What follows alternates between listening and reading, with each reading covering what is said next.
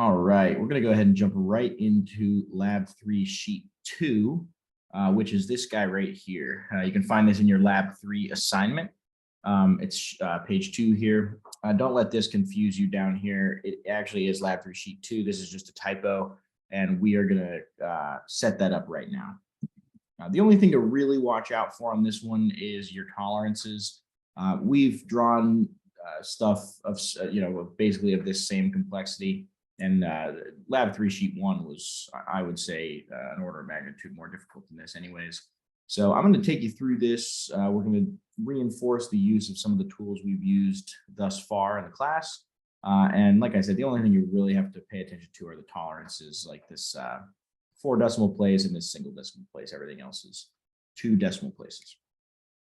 So first things first, let's go ahead and open up our submissions folder. You should have already copied your title block 3 times. So let's go ahead and open up Lab 3 Sheet 2. And first things first here, let's edit the title block. So just click on your title block, right click. So select it, right click, block editor. And we're going to change this to Lab 3 Sheet 2.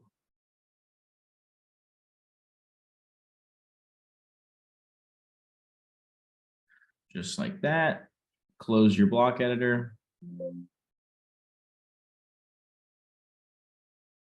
And I just double click the middle mouse wheel to center it before I go into model space. And let's go ahead and get started. So looking at this sheet here, there's a few different ways that we can draw this. Obviously, we can just draw this with lines. We can draw this with different different configurations of rectangles. I, generally speaking, like to create this with rectangles and offsets. So to do that, we can, first of all, let's turn our grid snap on. So down, there we go. Down here, just the little dots like we've turned on a few times now. And we'll go ahead and grab our rectangle tool. Alternatively, you can type REC, enter. And then starting at the top left of our page, you can come over maybe 2 inches or so. Remember, each of these bolded grid lines is 1/2 inch. Maybe come over 2 inches and come down maybe 1.5 inches or so. That'd be a good starting point. Then place your first point of your rectangle and then type D for dimension. And your dimensions here are going to be 3 for the length, enter, and 2.5 for the height. And then again, you have to place into a quadrant. So we're going to pull down and to the right and go ahead and click. And that will place our rectangle. From here, we can click on sheet 1, click into paper space here. Just make sure, yes, this does look like a good positioning on the page, and click back into model space. Now, first thing we're going to do here is select your rectangle and then offset that by 0.5. So you can click that here in the modify toolbar, or you can type O, enter, and then it's going to ask you for your offset distance. So you're going to say 0.5, enter. And before you click again, you'll have to choose inside or outside of the profile that you're offsetting. So we're going to go inside, click once, and then from here, select both of those rectangles and type X, enter to explode them. Now, if you remember, we have exploded our polyline rectangles into individual line segments. And from here, we can offset this top line right here, highlight that, O, enter to offset. Alternatively, always you can click in the modify toolbar up here, and we're going to offset that by 0.3 down from the top, just like that. And before we do any trimming or anything like that, let's compare that to our assignment here. And here, let me just roll this in a little bit. All right. So we can see the only real difference here is these two lines should intersect with this top, and then we just need to trim out this middle piece here. So in order to do that, let's highlight this top line, and then we're going to use the extend tool. So underneath the trim tool up here, you click the little caret, grab your extend tool, and you can go ahead and click on both of those lines. So with this upper line, with this top horizontal line selected, notice as I hover over these lines, it will extend to that line. If I go below the halfway point, it stops allowing me to extend. And that's just AutoCAD keeping track of where it is that you are on, in a line in any specific selection. So if I go back into my extend tool with both of these lines selected, now if I'm below the 50% mark on that line, it is going to extend down. And if I'm above it, it's going to extend up. Alternatively, if you don't have anything selected, you go into our extend tool. And if you try to extend, it's just going to extend to the next thing. The next obstacle, the next line. So in this case, it's a little bit easier and a little bit faster to select. Say we had a bunch of lines like this, and we wanted to extend this line up to this top line here. It doesn't really make a lot of sense to use the extend tool without telling it first where you want it to go, because at that point, it just is kind of a waste of time. So what we can do is just go ahead and select that top one, EX enter, and boom, just like that. And you cut out a bunch of that middleman stuff and save some time. So for our case, I'm just going to go ahead and delete that. And comparing to what we have here in our assignment, all we have to do is trim out this line right here, and we're done with the top view. So TR, enter, enter, click on that line right there, and we are good to go on the top view. Now, this bottom view, we still have grid snap on, and I think what I'm going to do here is just draw it with lines. You can draw this as a polyline and do some other kind of interesting maneuvers, but I think for your sake, I think just some reinforcement of what we've already learned is going to be good. So let's grab our line tool. Alternatively, you can type L, enter for line, and we still have grid snap on. So I'm going to go ahead and click. It's 1 inch below where we were with this, with our bottom left corner of our top view. Go ahead and click right there. And before I place another line, I'm going to go ahead and turn off my grid snap. And from here, and from here, we're going to come down 1.5 inches. We're going to come over, straight over here. So just kind of hover over this direction, make sure it's snapped at 0, and come over 3 inches. We're going to come back up 1.5 inches. Come straight over to the left 0.5 inches, down 0.5 inches, over 2 inches, up 0.5, and over 0.5. Just in that case, you just have to click to connect and then click escape to get out of your line tool. Now with that, we already have most of the lines we're going to need for this this second part here. And all we have to do now is go ahead and select the bottom line, O, enter for offset, and we're going to offset that 2 times. The first time we're going to offset it by 0.7273 and offset it up, not down. So once you're above the line, go ahead and click left click once, and O, enter again. Offset distance is 0.5. In this case, I did not click on the item first, so now it's going to ask us to select the object to offset. So I'm going to click that. When you're above the line, go ahead and click once, just like that. And from here, the last thing we have to do is extend these 2 lines down to this line right here. So in this case, you don't have to select this line first because it is the next obstacle that line would run into. So in this case, I'm just going to type EX enter and go ahead and click once over here, pull the mouse out to the left and click again, just like that. Last but not least, we have to trim out this and this. And there we have it. There is our front view. Now, looking at what we got here in our right view, this is a perfect opportunity for us to practice our projection lines. And that's what we're going to do. So the projection line that I'm talking about is a 45-degree line just like this, as we've talked about previously in class. And then we take lines from all of the major points. And actually, you know what? It's going to be better to do it this way. And that's about even. There we go. Now I can move my 45 degree. So the 45 degree will always work for you. In this case, I was just kind of lining it up because to get the correct projection here. Because if you move it farther this way or farther this way, this view is going to get closer or farther away. So that's what we were doing right there. So in any event, we are going to start making our projection lines. And we're going to do this in AutoCAD, obviously, but I'm just kind of showing you ahead of time what we're looking at. So here we're getting to the hidden lines.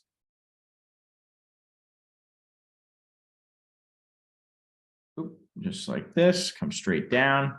There's another hidden line. Where it intersects, come straight down. And all of these are just going to be straight across. So just like that. Just like that, just like that, there, and there. So before we even enter CAD, we can see just from this exercise that we just did here that every single point and every single line on this right view is going to line up with something that's projected from the top view and something that is directly projected from the front view. So let's go ahead and do that now. So first things first in AutoCAD, we're going to grab our construction line. So underneath the draw toolbar, we can drop down and grab our construction line. I am going to use the hot command, which is XL enter. And then instead of specifying just a point, I'm going to say XL enter, A enter for angle, and 45 enter for 45 degrees. And I'm just going to click right to this point right here. Like I said, it doesn't matter as long as this is 45 degrees.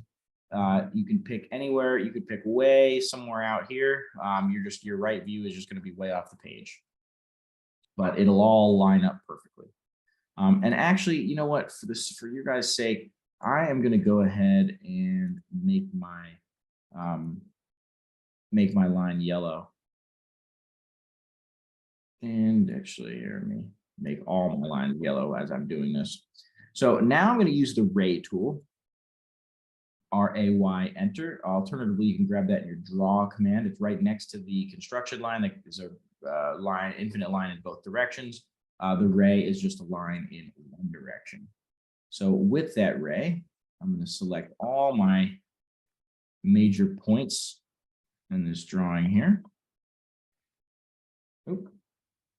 If you get something like that, just go ahead and delete it. It's not a problem. It happens. And continue with your ray tool. Now from here, I think the easiest thing to do, just to make sure, just to keep it kind of clean, is highlight this line here, highlight your 45 degree line, and go ahead and trim off the excess lines to the right of that, projection line, that 45 degree projection line. So TR enter, and go ahead and trim all that off. And you can even click on these, the top and bottom line here, and trim these as well. This just keeps it nice and simple. When you're looking at it, it makes it a little easier to see really what you're doing instead of having some crazy grid lines all over the page. So that's why I went ahead and did that. So grab your ray tool again, and we're going to come straight down from all of these points. And if it's easier, it might be easier just to copy this line around. You know, once you have the ray, you can just go ahead and copy it instead of, because when you place the ray, you have to click, pull down to a certain, pull down, straight down, or straight over, whatever you want to do, and then click. So sometimes it's easier just to copy it. And from here, just like in our PDF, we're going to come straight over and form the grid where we will find all the information that we need for our right view. And using these two lines as cutting lines. We're going to go ahead and trim off the rest of that. So now looking at our PDF, comparing what we have here, you can see all of these lines correspond with a line on your right view. So all I'm going to do now is just go ahead and trace essentially. And these are the lines that I'm going to be using first. Just so you kind of have an idea of where I'm going with this.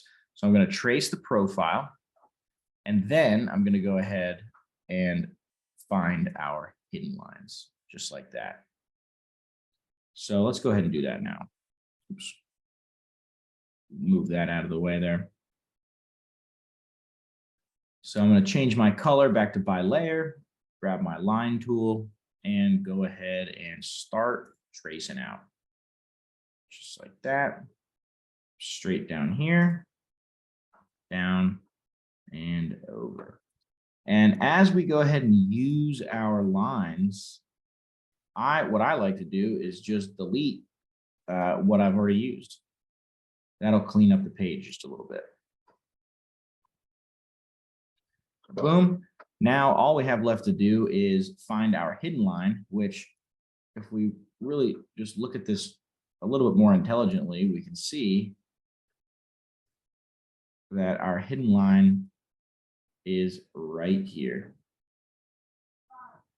So to do that, we're going to go to our line type selection tool right here, click other, load, and we're going to scroll down to hidden to, just like we did in the previous drawing. Again, like I said, if you went into your master title block and changed this in your master title block, you wouldn't have to ever do it again.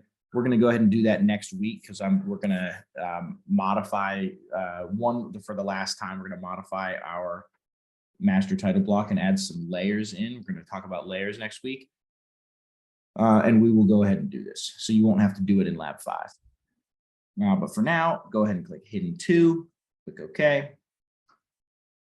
And before we draw anything else, let's change our line type to Hidden To. L, enter for the line tool. And we're going to come in here and trace out our hidden line. Just like that. Delete the rest of our construction. And there we have it. So before we add dimensions, let's go over to Paperspace and just kind of take a look here. This is looking a little bit close, because we are going to need to pull a 2.5-inch dimension from there.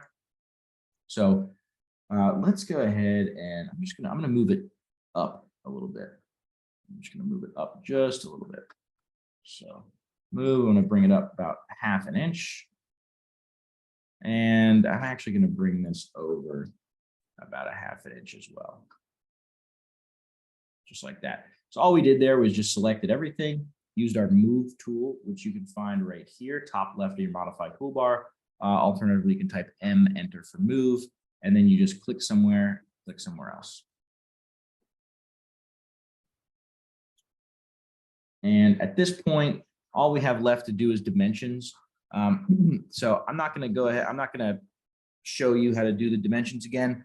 The only thing I will do is point out to you the 2 dimensions that have different tolerances. So it would be, oops, not that one.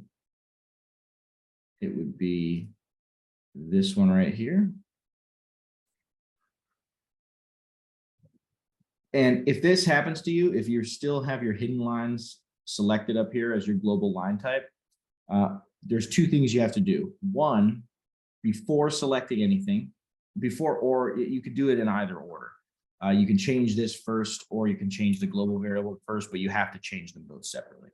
So first, what I'm going to do is change my global line type that I'm using from hidden to by layer. And then what I'm going to do is change this specific object to by layer. And that's going to make that dimension continuous again.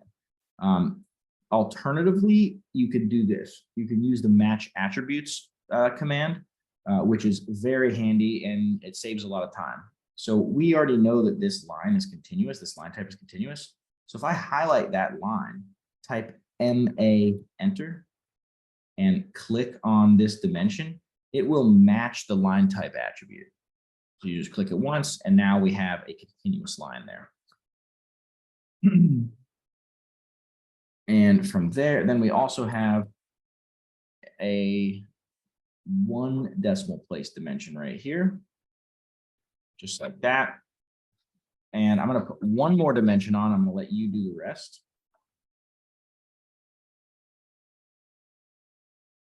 Just like that. So if we look at our drawing here, we see that most of these dimensions are to 2 decimal places. So the first thing that I would do is go into my dimension style manager. So DIMSTY, dim style, modify your standard dimension style, and change your precision to 2 decimal places. So that will change all of your decimal. That will change everything. And you know what? This is still looking a little bit high up. So you could play around with this, as needed to make sure that everything's working properly for you in terms of how it's going to fit on the page. So in that case, I just moved it down another 1/2 inch. So now for these 2 dimensions, for this one, we're going to select that dimension, right click, change our precision to 1 decimal place. And for this dimension, we're going to select it, right click, precision, 4 decimal places, just like that.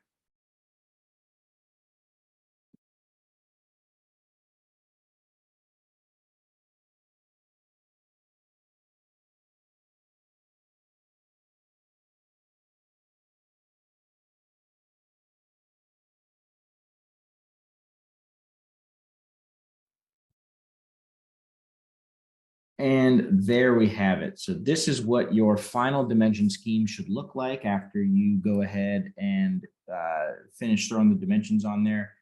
Go ahead and plot this. So over in Paperspace, make sure everything looks good. We're not overlapping the title block and we're not outside the viewport. Right click on sheet 1, plot as normal, hack title block, okay. And make sure you save that in your Lab 3 submissions folder. So I'm going to go ahead and save that in my student folder.